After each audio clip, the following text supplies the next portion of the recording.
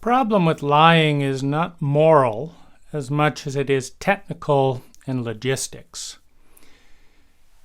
And to understand how fundamental the system that is interrupted and destroyed through lies is, we need to go back to the core drive of all human consciousness.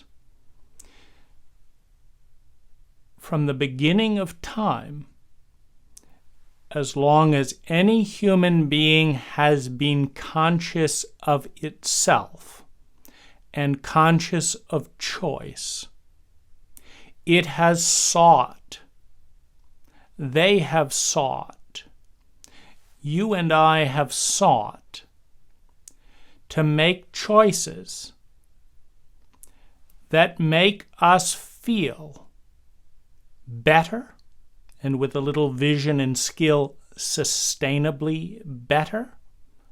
The difference between a healthy body and taking cocaine.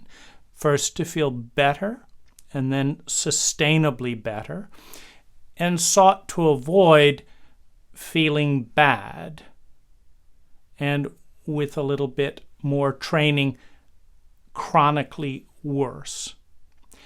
All human beings are primarily driven by the idea and the desire to feel sustainably better and avoid feeling chronically worse.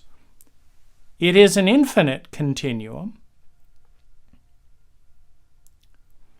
and it is what drives each one of us. And the way that we progress on that journey, the journey of evolution which gave rise to science, is formula equals well-being. Formula equals well-being. Formula equals well-being plus intelligence. What is intelligence? How do you know if someone is intelligent? More importantly, how do you know if a given behavior, if a given thought, if a given individual in a given area is more or less intelligent than another thought, than another idea, than another behavior or another individual? How do you measure whether what you're doing is more or less intelligent than what you were doing before? How do you measure whether your culture, whether your country, whether your family or business is becoming more intelligent or less intelligent? The definition for intelligence connects to the core drive of the human species.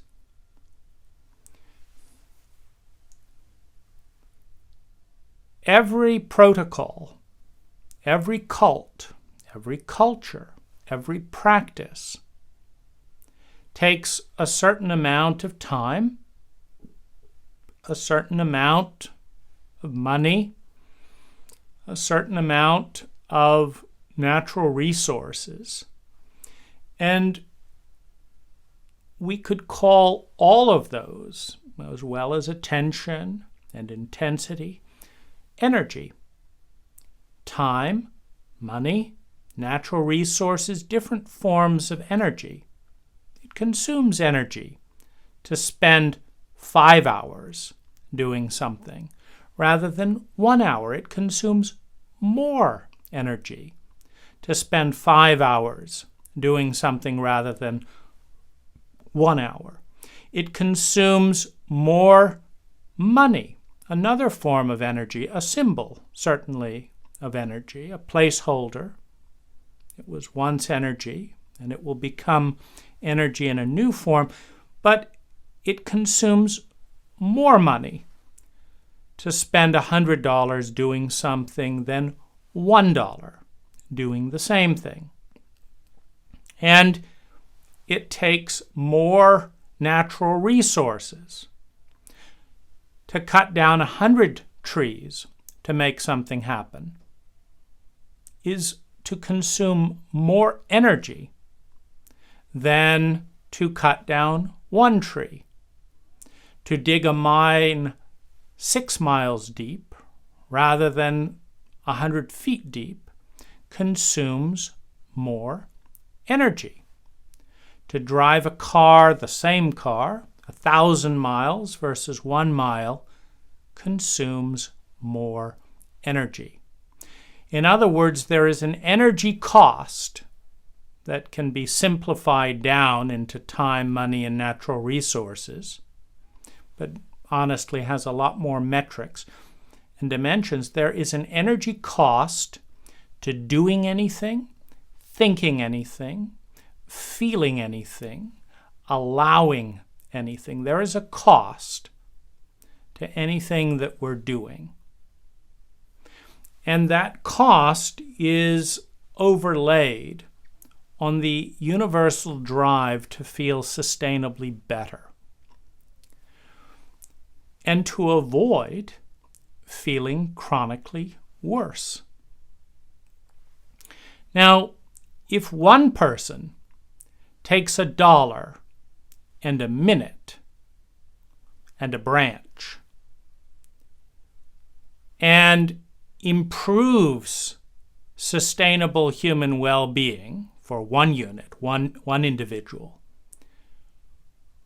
by 300%, that is a stunning level of intelligence. Meaning, if you knew of a way to spend $1, one branch of one tree, and 1 minute to improve the quality of your human experience by 300%, you would have to be either stupid or highly traumatized not to seize on that opportunity. Now, the difference between stupid and highly traumatized references the fact that highly traumatized individuals are frightened of the unknown.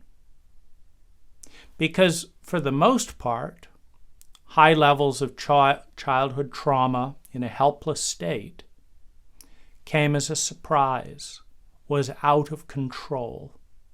And the vows that every abused child takes to never feel that way again precludes going into the unknown. Because if you've just been born, you're in the unknown. And if as a result to trust into that process and wake up leaves you surrounded by violent giants, that's what parents are to young infants, when parents don't know how to be parents. One can easily correlate fear of the unknown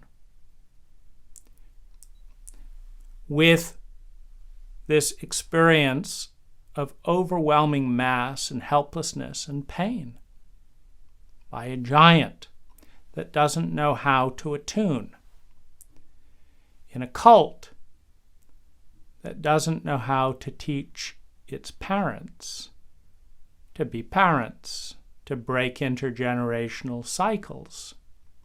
Now,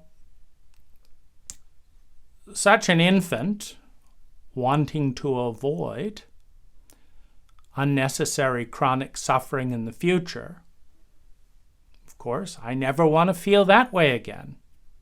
I never want to try something so new that I might find myself surprised, overwhelmed again, So I'm going to be much more cautious going forward. I'm going to look at the world for all of its hidden surprises. And if there's an opportunity staring me in the face for a 300% statistically likely improvement, that means that I go into unknown terrain. There's a part in my body that says the last time you were this unfamiliar, terrible things happened, and I don't want to feel it. Now, one metric by which to evaluate the level of traumatic abuse in childhood within a culture is the attitude towards the unknown, which, from a scientific perspective, from a mathematical perspective, is completely neutral. If you look at the possibility field, mathematically speaking, it is neutral. Meaning there is as much possibility of going left or right within a mathematical possibility field, of going up or down within a possibility field. So, much like Rorschach cards are used to determine propensity towards morbid thoughts.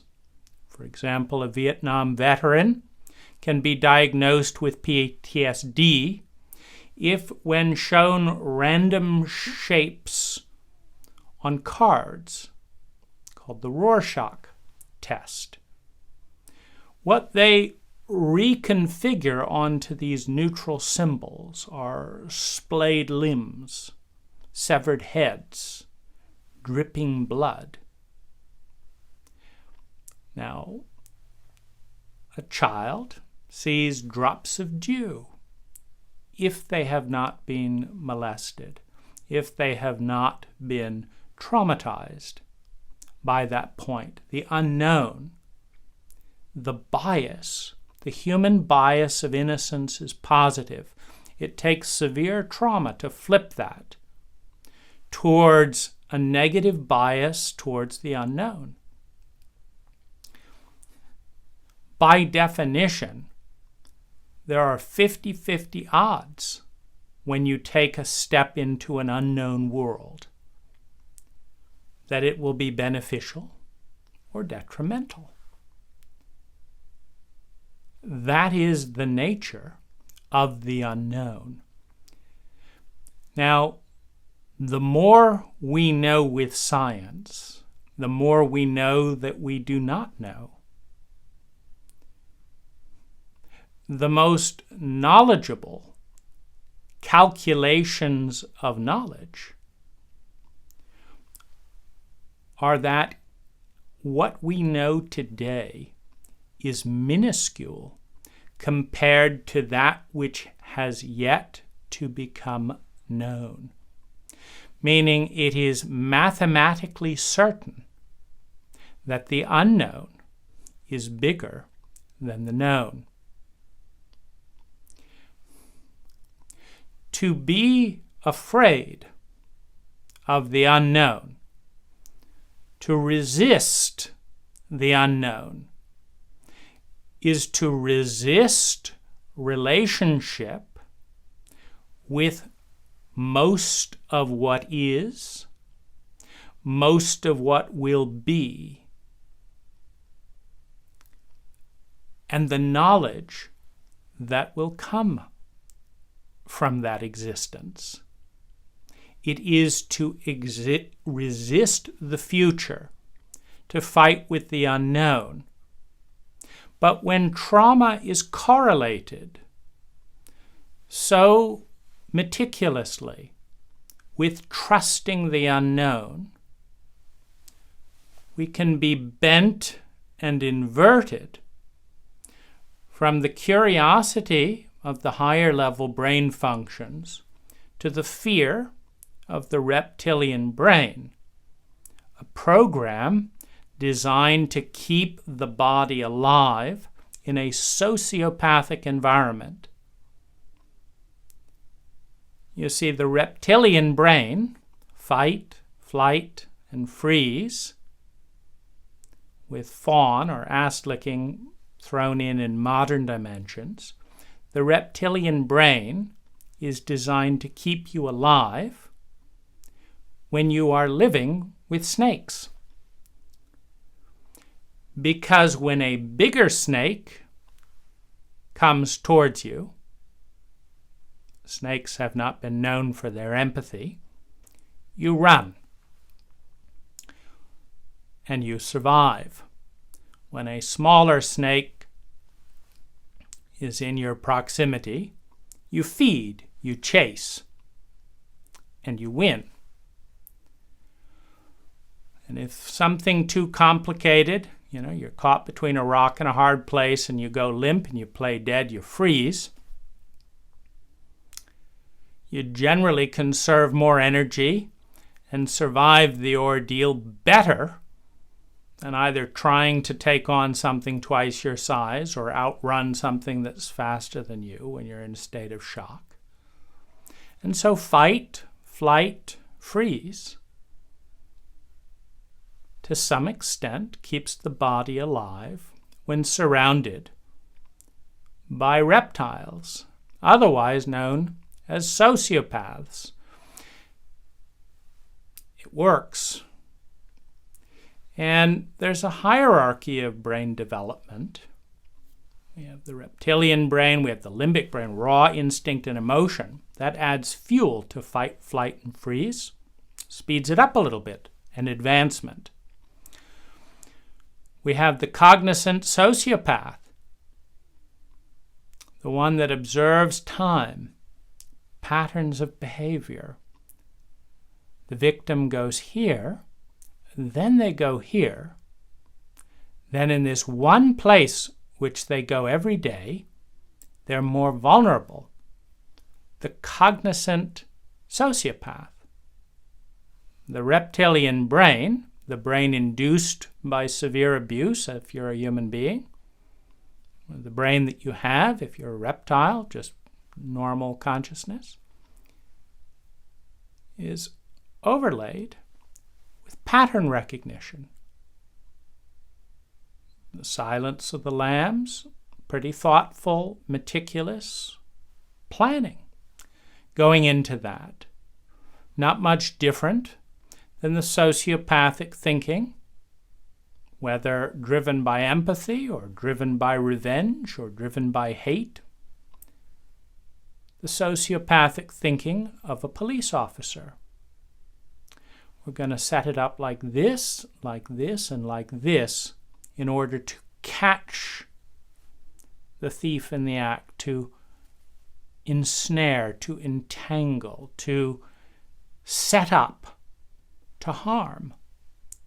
So we have the criminal behaving sociopathically outside the sanction of the state, and we have the police officer behaving sociopathically within the confines of the state, much like war. To the British, the Americans were terrorists.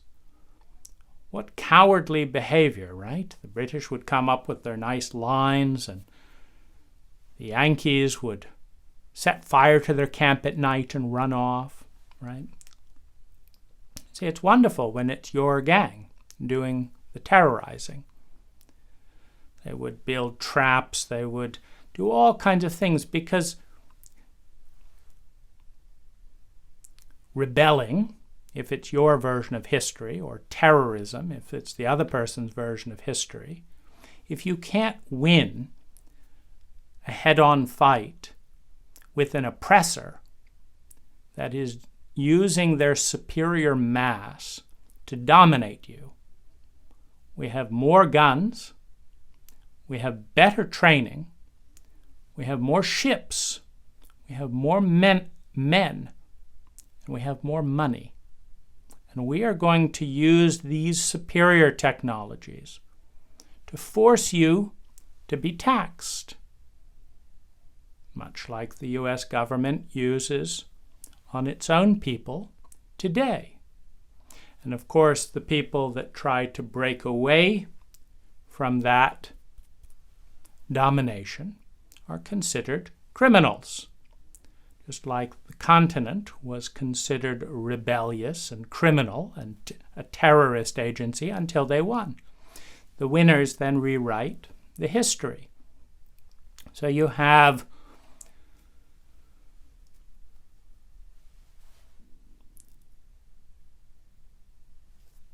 the reptilian brain is terrified of the unknown. The unknown is always bigger. And the only way that you can stay knowing most of the things in your world is to stay in a very small world. Now, beyond the rational brain, which can be driven with reptilian drives, you have the empathic brain. These are the mirror neurons that help a little part of my brain understand what your brain is going through, because I see your facial expressions, because I listen to your words, because I remember what it felt like to be sick. And I say, you know what? Here's what it feels like to be me. This is what a reptile would do in this situation. I know all about that. I've got that brain inside me. Here's what a reactive person would do. I have a limbic brain inside me. I don't want to slow down right now. Here's what a strategic person would do. But this is what an empathic person would do. Would actually change my behavior to reduce your suffering, to increase your well-being, understanding that that's what is most likely to make you feel good, based on what I remember, what I piece together from the past, from empathy. This is the pattern-recognizing brain used with feelings. And then we have the transcendent brain. I'm not me. I'm part of an ecology. I'm a small part in a much larger machine. I'm a dot in an energy field. I'm a speck in time. I'm part of evolution. I'm part of the possibility field. I'm not me. This is not the totality of who I am in this one moment in time, in this one gender. I am part of energy moving through a complex matrix of possibilities defined by the intersection of the probability field created by my environment and the possibility field of all that is. As my consciousness, in its infinite possibilities, interacts with this environment, which rewards these behaviors and punishes these behaviors, that escalates my pain for asking embarrassing questions to the teacher, and rewards my ego for praising the teacher. As possibility meets probability, a statistical majority emerge reflecting the mathematical probability field. In musical chairs, when 100 people are playing,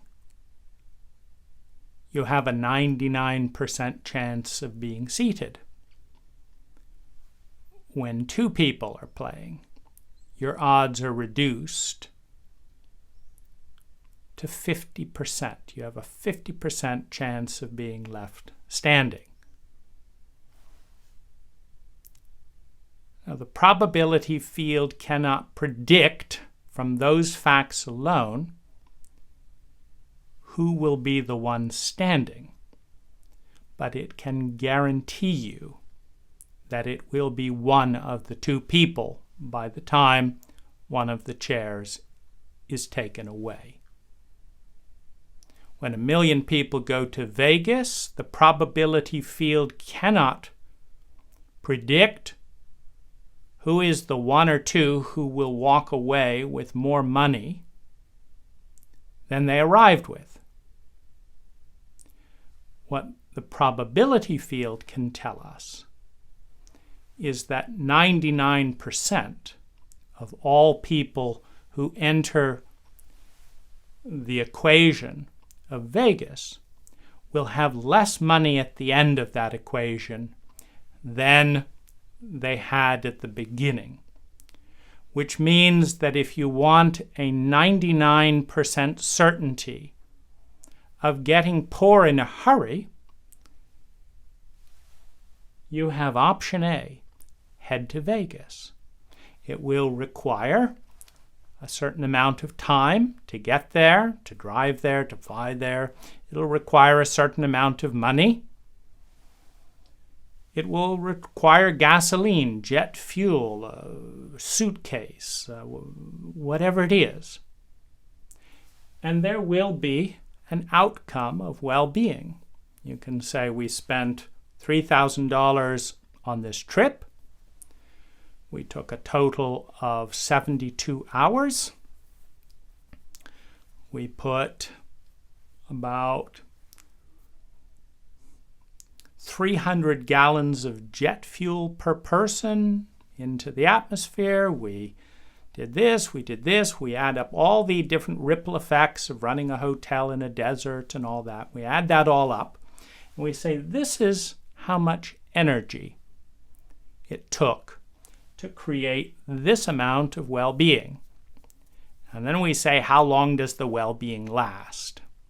Because if that is to plant a tree, and every year the tree produces more and more fruits, i.e. learning from nature, then regardless of the investment, it could be intelligent.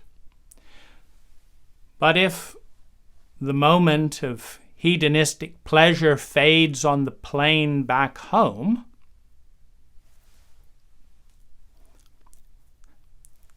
you have a short duration of a certain quotient of well-being.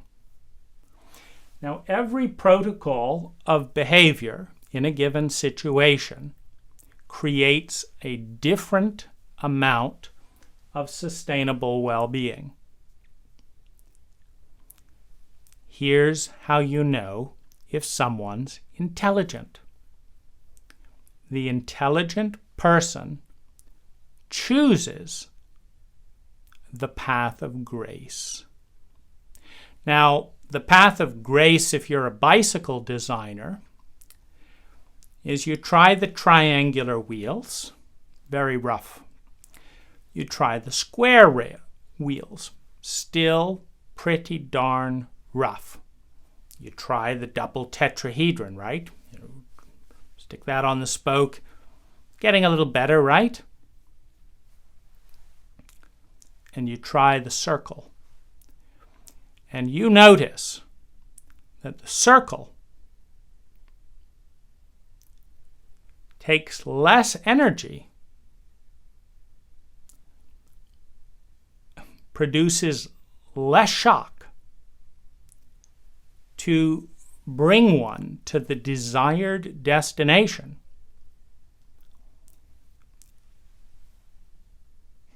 You know you're dealing with an idiot when their final design has triangular wheels. And you know that most of the population grasps the idea of intelligence by the fact that while bicycles with triangular wheels do exist from time to time, people don't buy them when they have a more efficient shape of wheel for their bicycle. They could. You and I could manufacture a triangular wheel tomorrow, but after about 3 minutes, we would understand the obvious. This feels like shit. It takes 10, 20 times the energy. I have a headache. Why would I spend more money having something like that custom built when I could have a more intelligent design? Intelligent design at its mathematical level is the efficiency with which the goal, remember all goals are lined up ultimately based on a framework of beliefs and suppositions, that if I do this, I will feel sustainably better, and if I do that, I will feel chronically worse.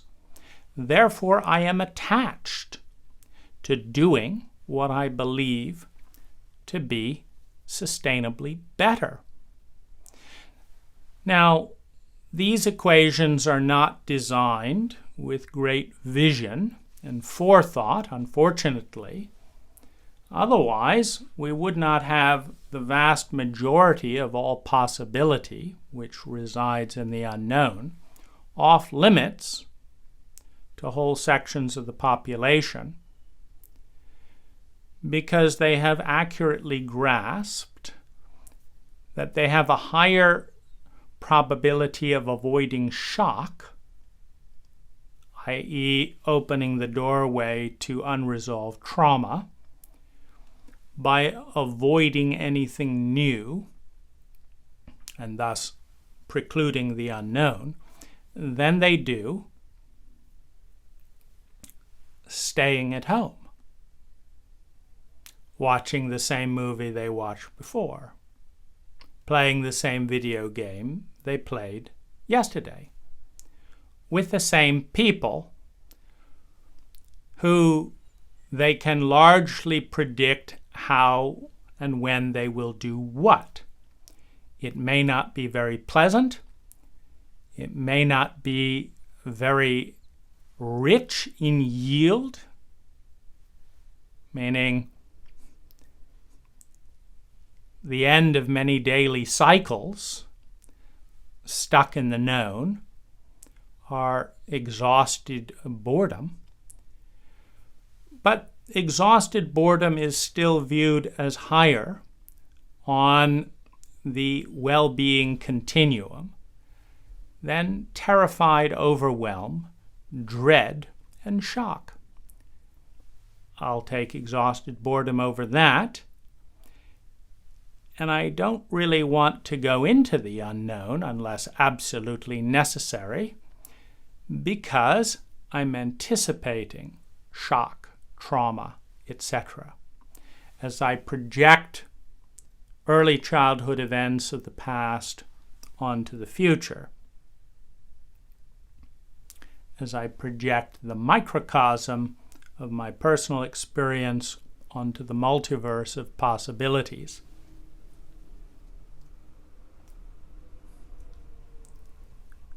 With imagination, we have the ability to say, I could do this, I could do this, or I could do this.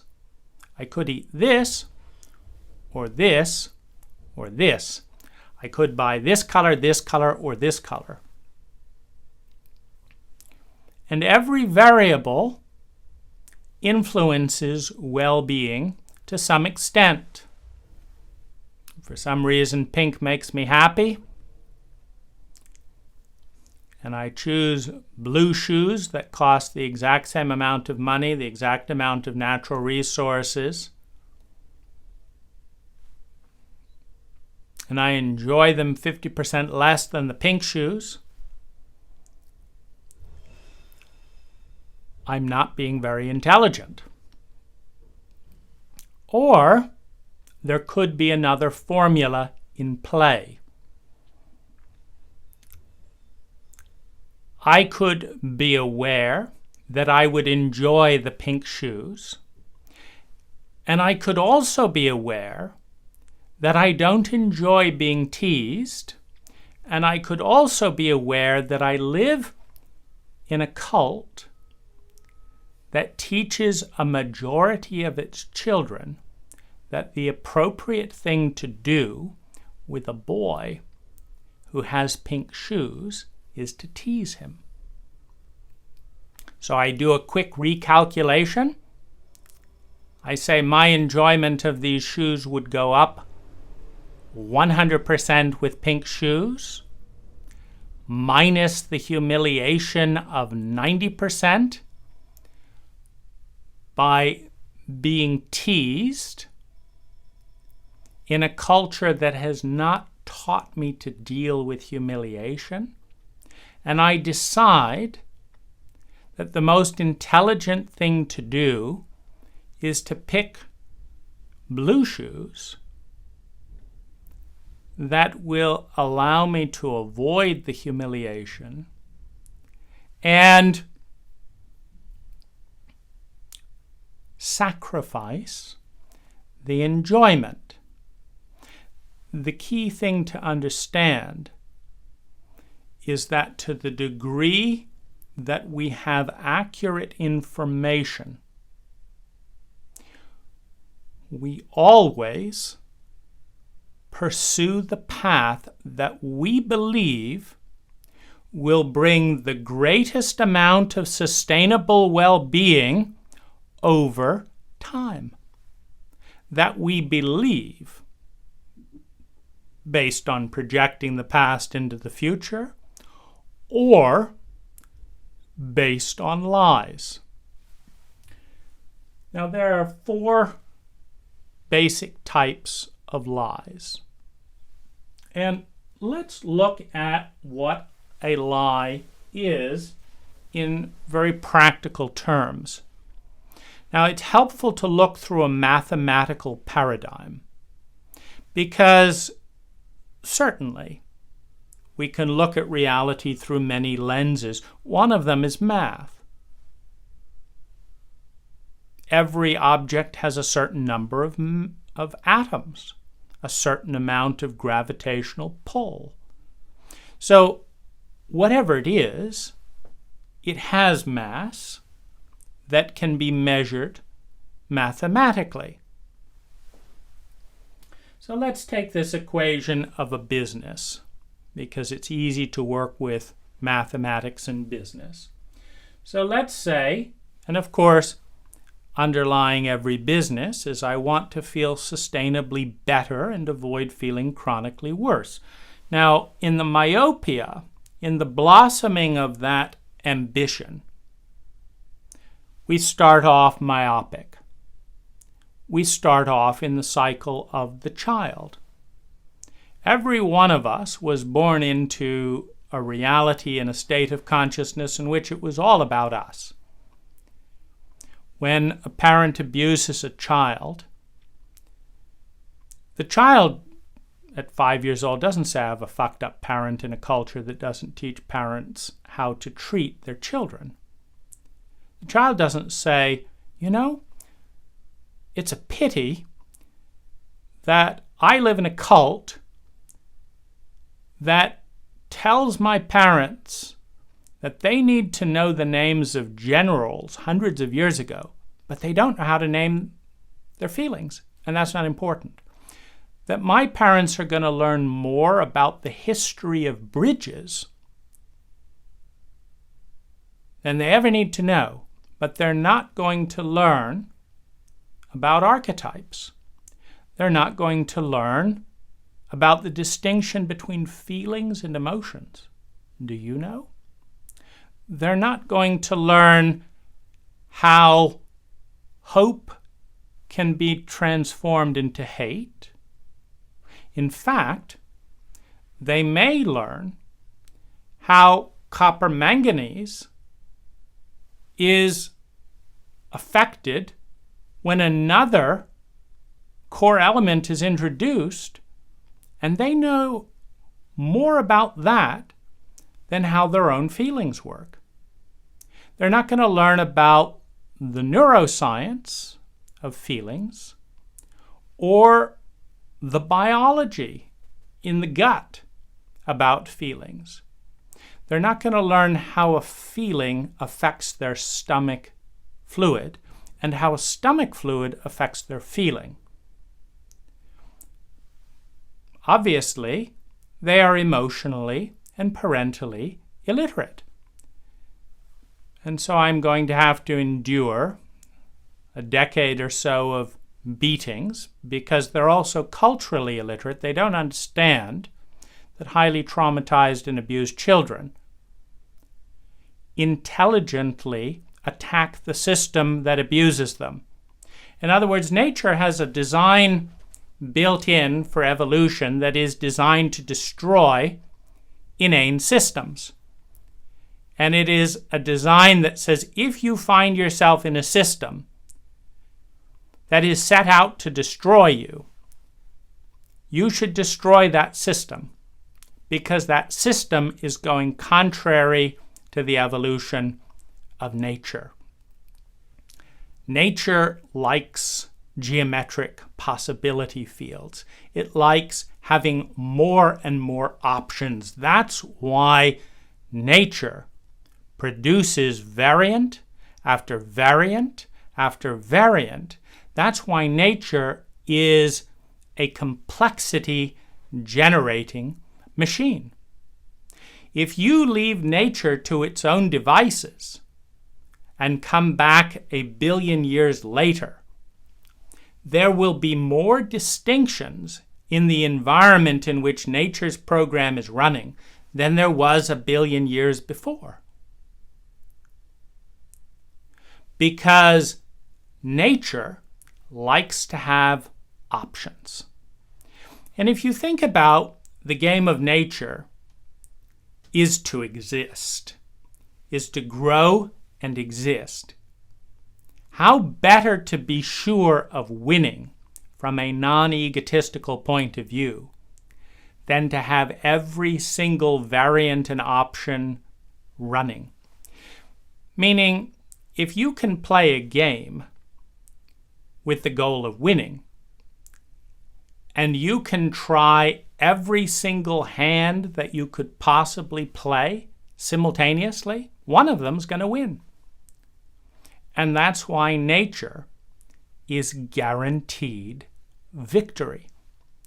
Nature is guaranteed to exist and grow in one planet, in one solar system, in one universe, in one multiverse, in one country, in one family. Nature is going to win. Because nature's core strategy is to explore it all. If it's possible, it probably exists or will exist in some place, in some time, in some configuration. You can't lose that way. It's the winning game. Let's do it all simultaneously in different times, in different space. And the intelligent mind navigating this possibility field is trying to figure out, first egotistically, it's all about me. The child is all about me. Then the adolescent rebelling, right? It's not about you. I'm not doing that, right? Child, it's all about me. Adolescent, it's not you. I'm not doing that. I'm not doing this, Rebelling.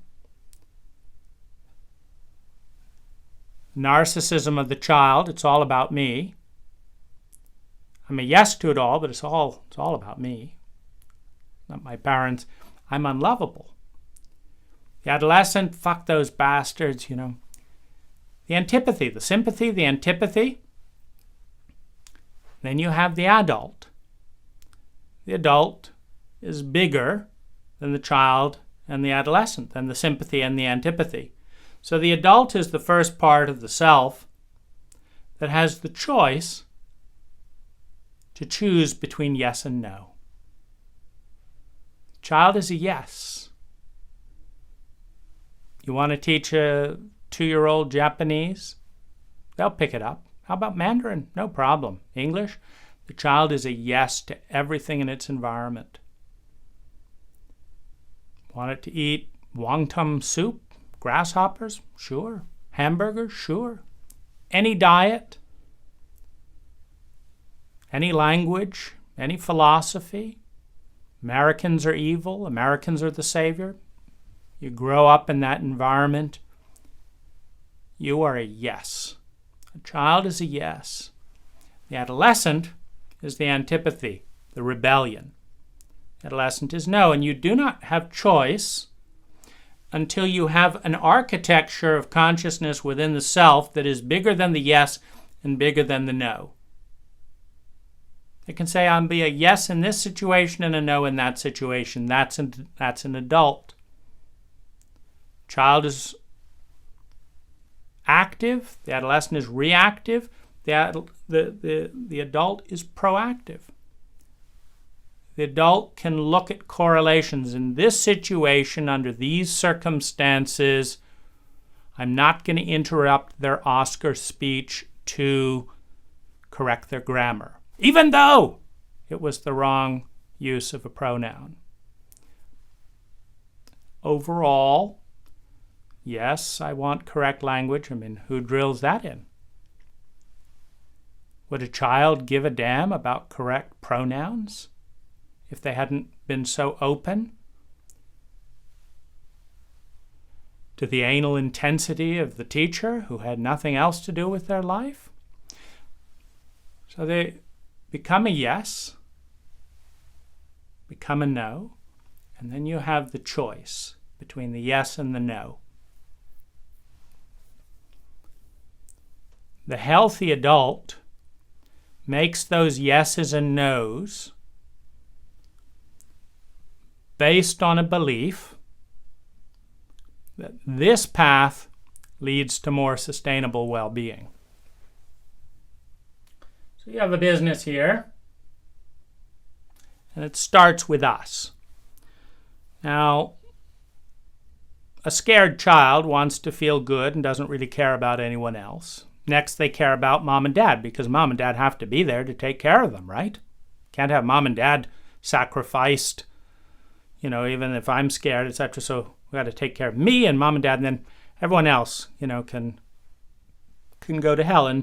But gradually, as you learn ecological thinking, as you study physics, you learn that, wait a minute, no energy is created, and no energy is destroyed. It changes. And why does it change? It changes in relationship to other energy around it. So you say, energy is a matrix. So this energy is slowly becoming this energy, and that energy is slowly becoming this energy, and this energy, in an endless cycle of life and death. And what's changing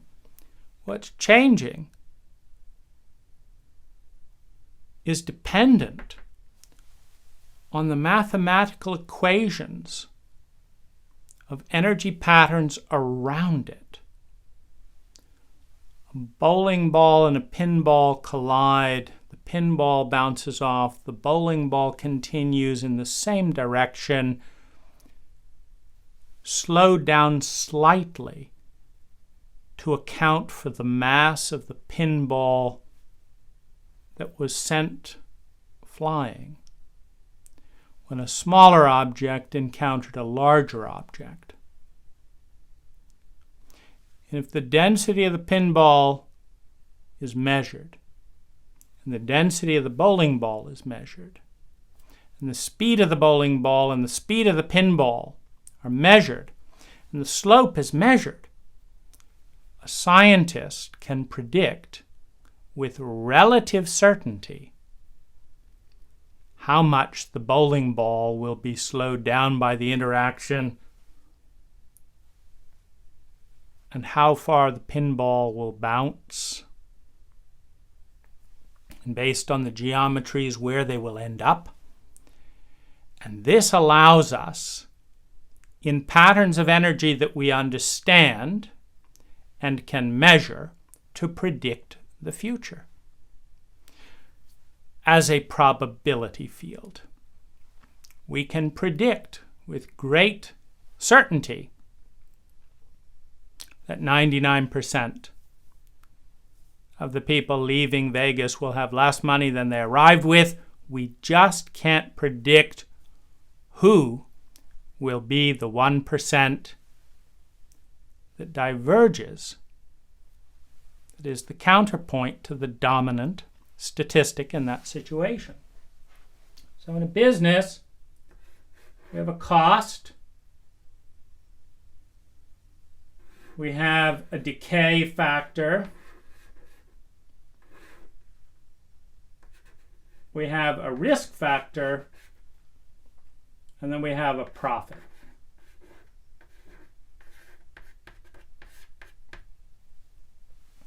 So I want to make money selling bananas. Now I'm going to drive to the wholesaler, consuming gas, consuming tires, consuming time, and I'm going to buy bananas at 10 cents a pound.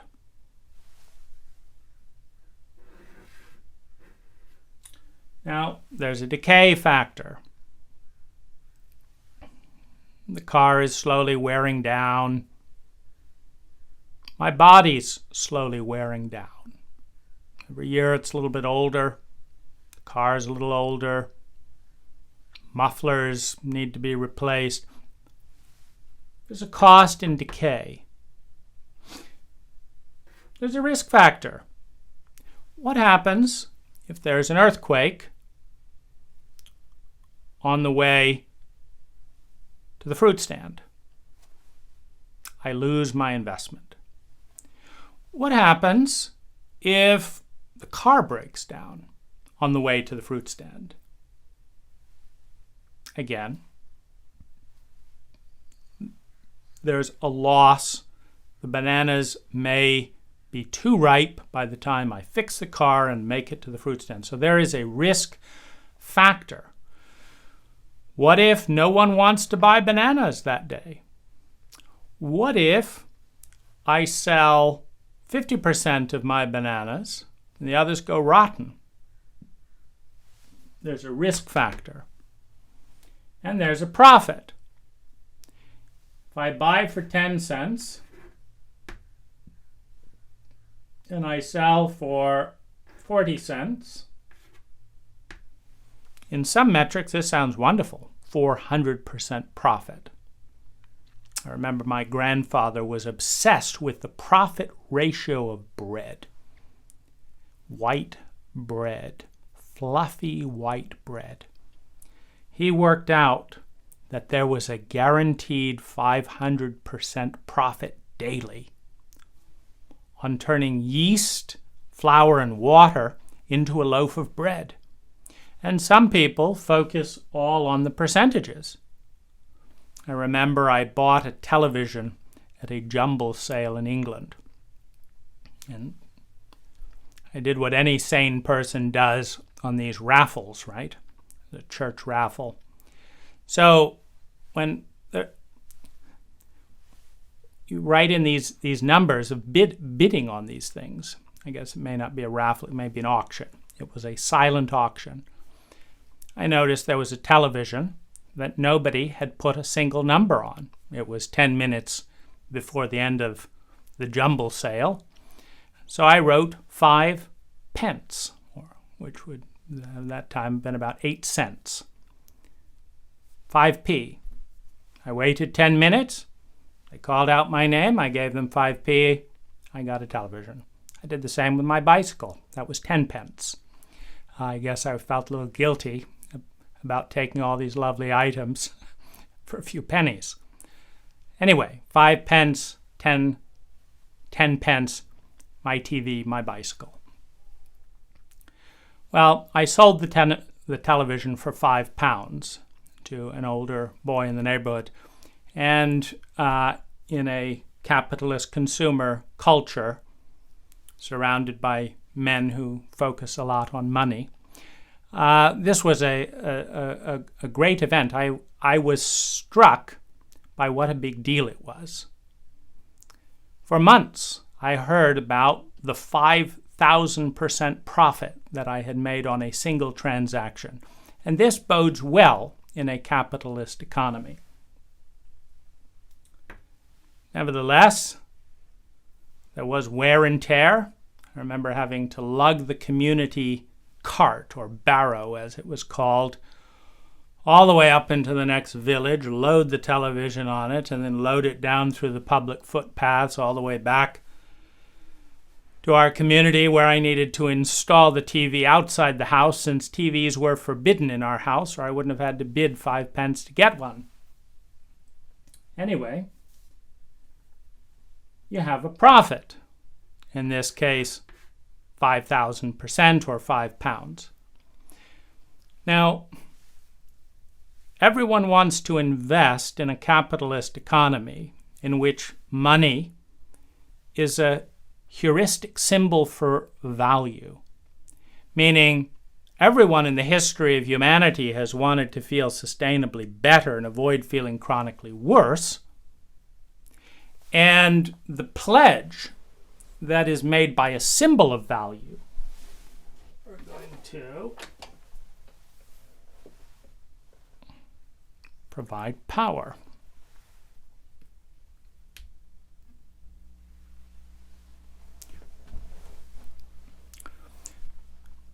Everyone, where money is a symbol of value, it means that money is a symbol for feeling sustainably better. It's one reason why Americans, if given the choice between paid overtime, that means they get time and a half, or an extra night or an extra hour of sleep, the majority of Americans will choose paid overtime to get time and a half, more money, believing that having that more money will deliver more sustainable well-being than the extra hour of sleep.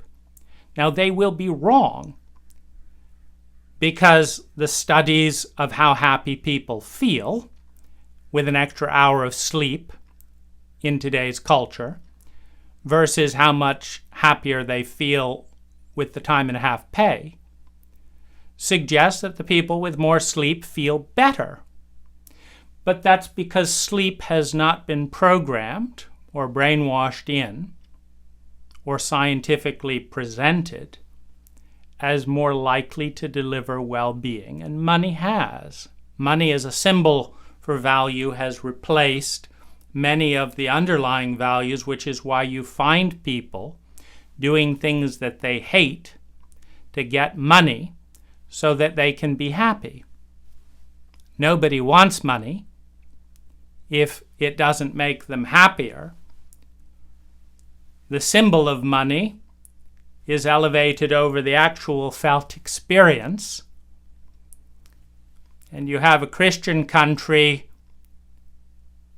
with a parable of the golden calf, the false god, worshiping a symbol of value and turning away from the underlying asset upon which it is based, which is human happiness, in order to obtain it.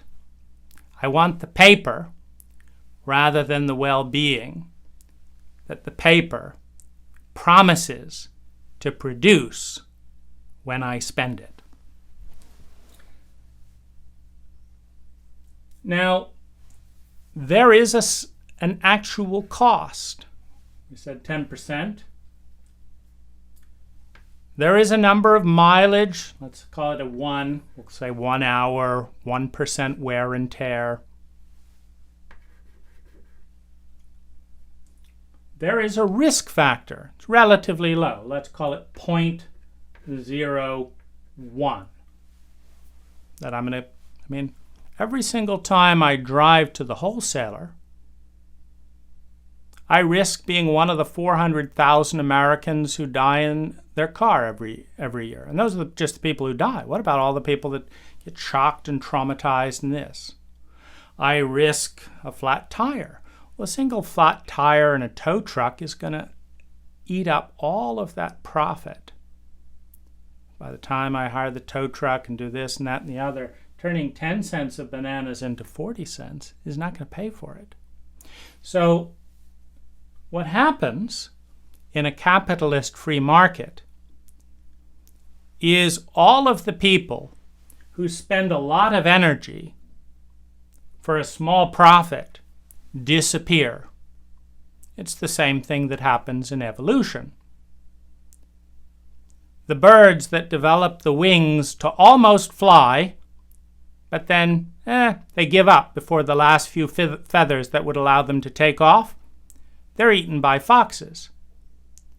And the birds that fly with less energy faster tend to grow. So nature is selecting for intelligence, the efficiency with which energy is transformed into sustainable well-being. Nature wants to win. Nature doesn't have an ego. It's a mathematical field. Its success is guaranteed. If it's you or anyone else, if it's a rat, if rats take over the planet, nature wins. Because all it proves is that humans spent too much energy damaging themselves and not enough energy facilitating their well-being compared to rats. The rats spent less energy and multiplied more, in large part due to human behavior. So nature wins. Intelligence wins. We all want to be intelligent. Most of us don't know what it means, but we do it instinctively as we pick the choices that lead to well-being. Now, the lie of omission, which is the first area of lie, is when you take one of these equations and you delete the equation. Let's say by the time I've repaired my flat tire a few times on a road I have to drive through that's filled with nails, so it's higher than the normal statistical probability field. Say I have to drive through a nail factory, and the trucks driving out filled with nails are always dropping nails. So let's say my repair costs are quite high, but I'm committed to my banana business, right? Don't let anyone turn your heart from your passion, right? I'm going to be a banana salesman. Well, all I have to do is delete this 10% cost, because now I have nothing that I pay for the bananas, plus my time and energy there, which I count, and a flat tire that I fix. And then I sell them for 49 cents, which I count, a pound. And I show a magical profit. Now, I don't actually have any cash because cash doesn't tell lies. But I have a great set of books because I deleted the expense. Now, what many small business people do accidentally is they don't factor risk and wear and tear. They don't factor that if they wear their truck out driving to and from the quarry with gravel, that they're going to have to, within 30,000 miles, buy a whole new truck that costs $50,000. So they're making a high hourly rate, not amortizing the truck out. And then they don't have the money to buy the new truck, and that's when they learn, right? Pain is a great teacher. So most small businesses don't value the risk. Let's say I'm a heavy equipment operator. I make $200 an hour. But on every third job, I swing my bucket and knock off the edge of someone's garage and then get a $30,000 bill replacing it. Well, good hourly rate until the $30,000 bill comes, then I'm actually doing my work at a loss. So there's no factor that I need to be making $400 an hour so that I still make $200 an hour after I knock off the odd garage, which is a statistical probability of working this close to these objects in this environment with my skill level with a machine of this nature. Now, I can create a higher profit with my banana business than another business which doesn't hide the actual cost of the item. So we are intelligent forging machines, but if we deduct half of the equation, the outcome equation is false. Now, why is this a problem when human beings are the dominant species on the planet, relying, at least supposedly, on the rational thinking? Well, you don't have rational thinking. If the reason banana business is chosen over construction or whatever the other business is because the banana business has a lie of omission. The price of the banana isn't factored in. Now, the next lie is a lie of distortion, because I can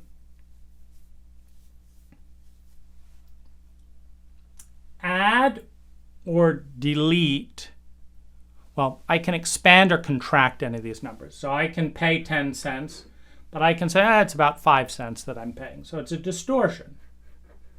In this case, a 50% distortion, quite a big distortion.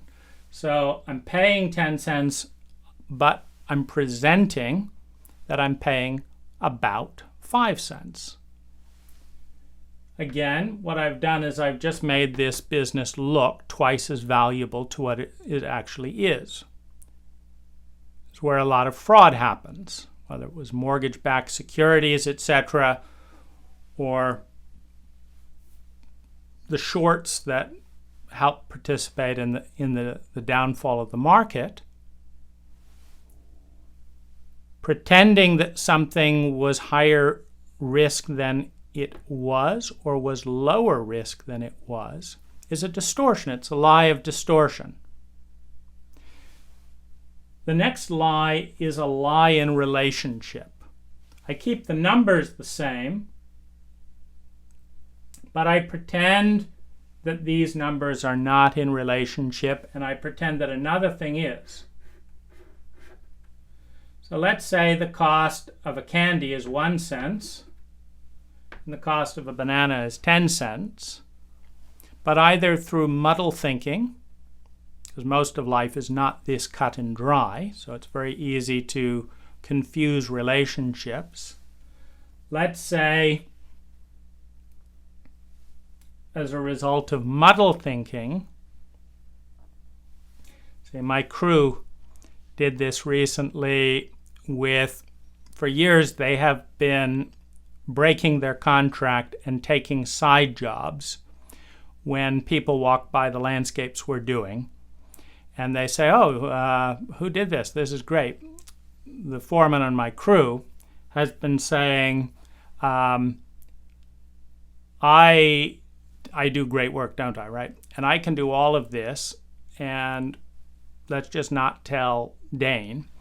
And we'll go and, it won't be exactly the same, and he's a designer and stuff, but I'll do it for half the price. So for a while now,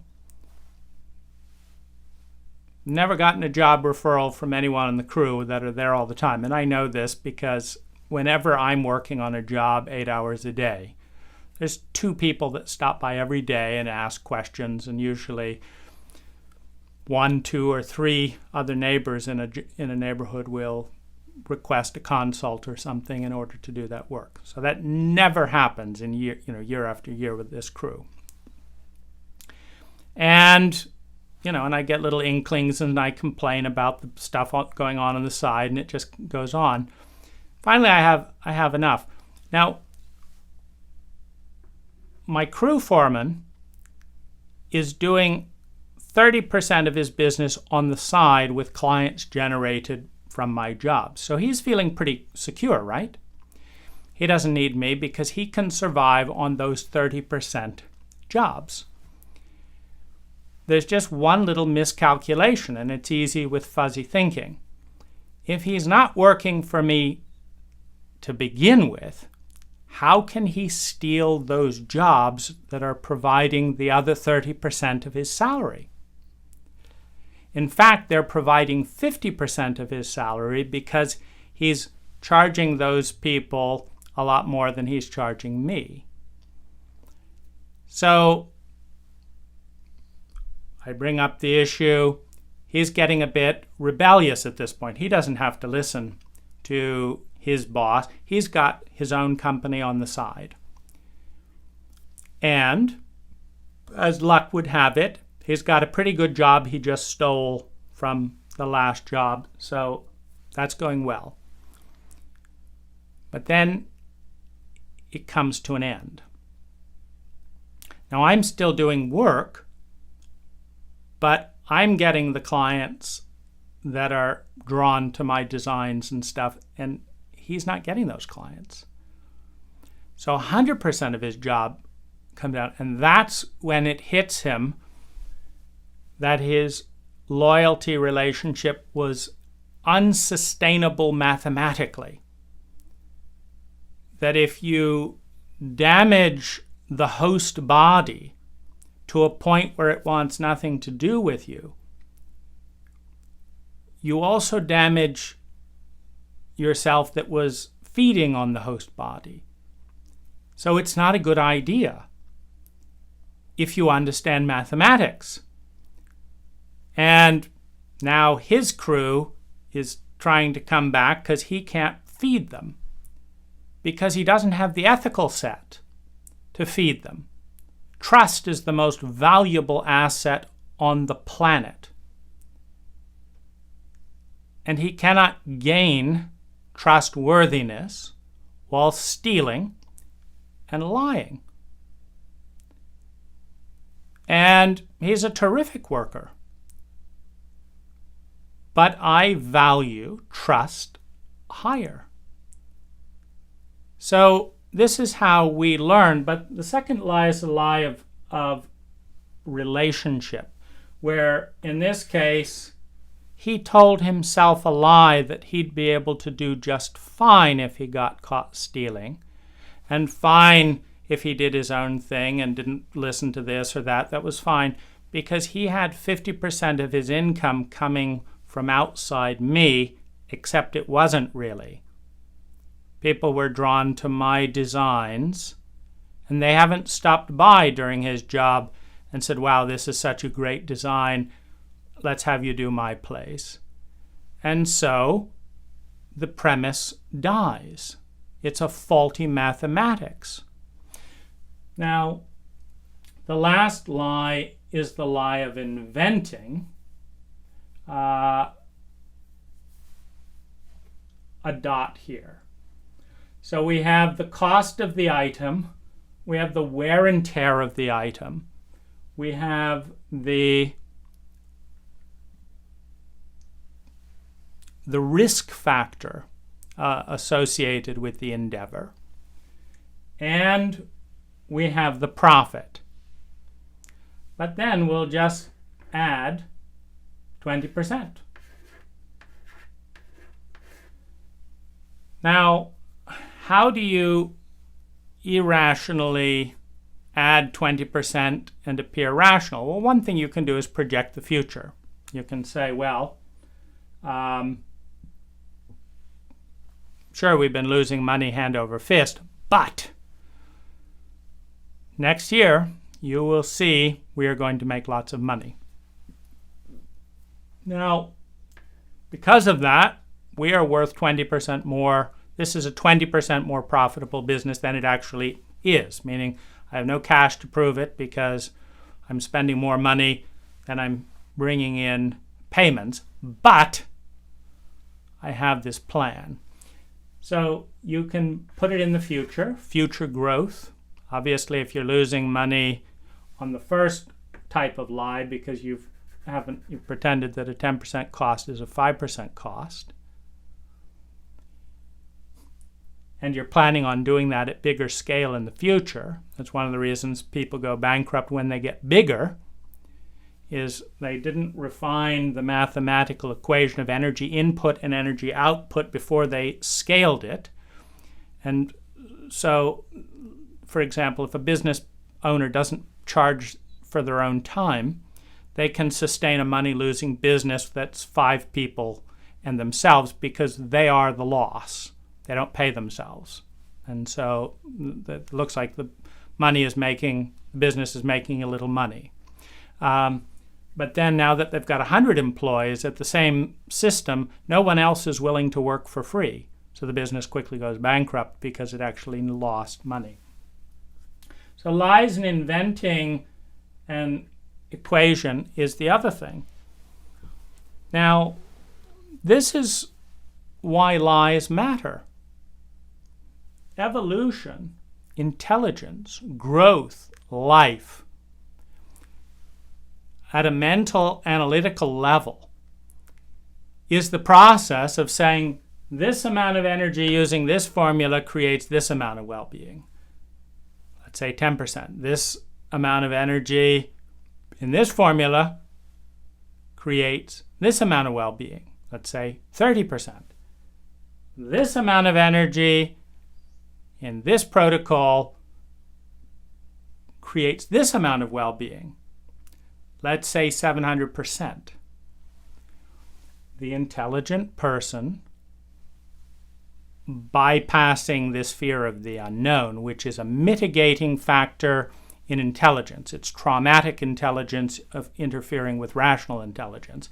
As every stymied person who has multiple brains running multiple programs inside their head will tell you, I really want to just go out and make this happen, but I'm afraid of the unknown, and so I'm not going to do it. I'm not going to do it because my reptilian brain has been grown in a reptilian culture faster than my rational and empathic brain has been grown in a rational, empathic culture. I'm stymied by the program my cult grew in me to keep my body alive. Reptiles were never intended to engineer space colonies or design new cultures or have transcendent experiences. They were designed to stay alive and mutate into many varieties of reptiles as part of nature's endless game to create more and more diversity, with no particular stake in who wins or loses, but the game rules are written such that the most intelligent entity in creation always wins. The energy field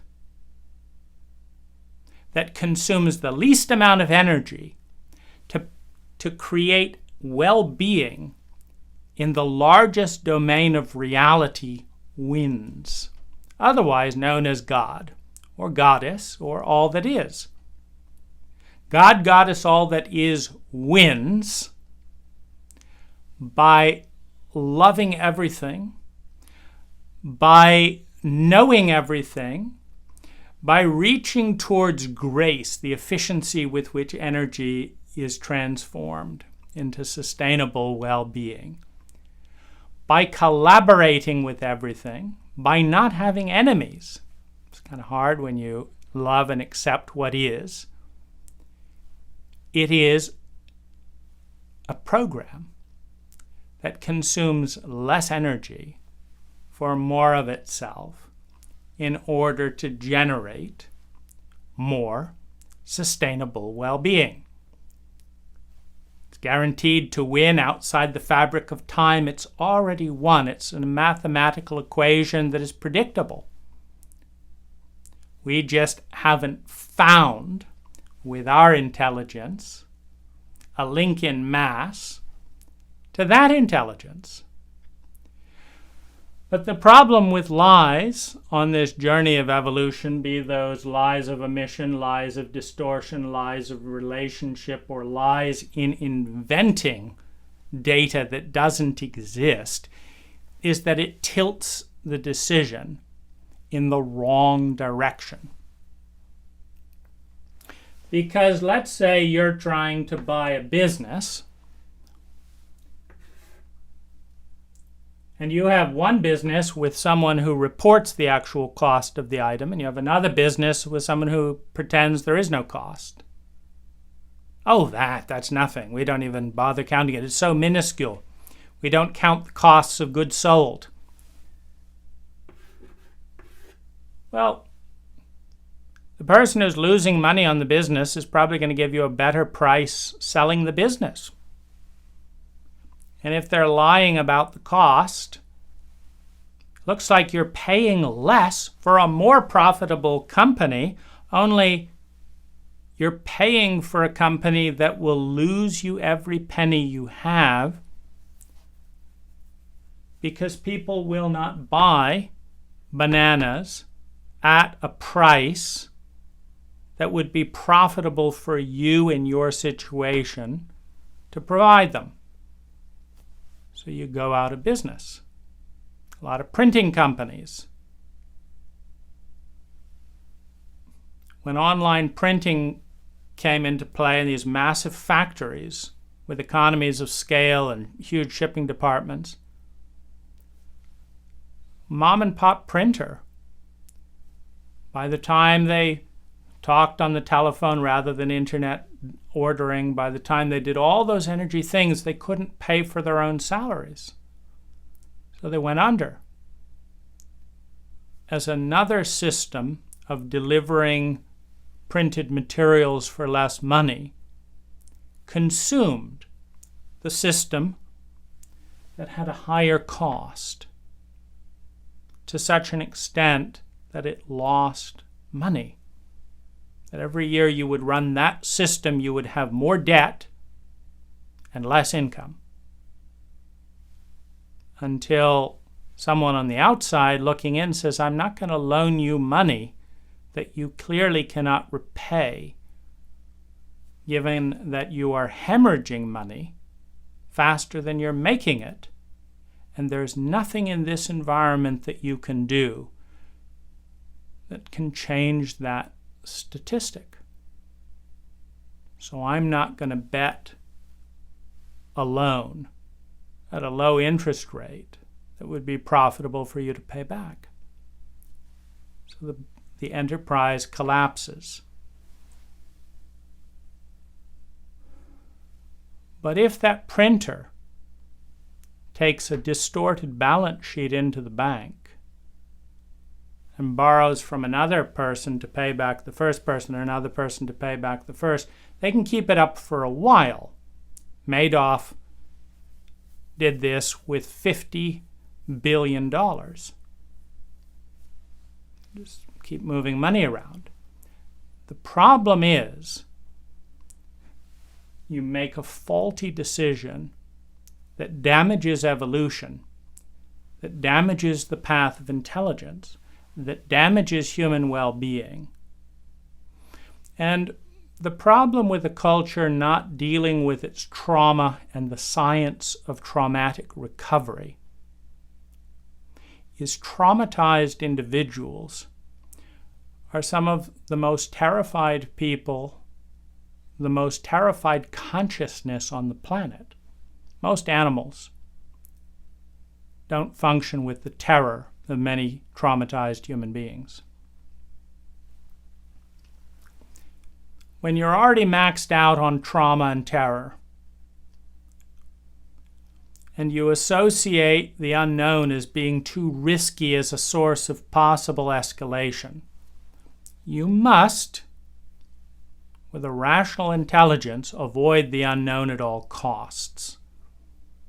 If your father was a printer and the father before him was a printer, and your uncle's a printer and now you're a printer. And there's change in the world. The environment that rewarded you once for doing exactly what you know is no longer rewarding you, and you're terrified of the unknown. When the printing business stops making sense, you hang on. You hang on. And you take yourself, your family, and as many people who will come along with you, because the terror of change, the terror of facing the unknown, is worse than the pain of failure at something that you understand.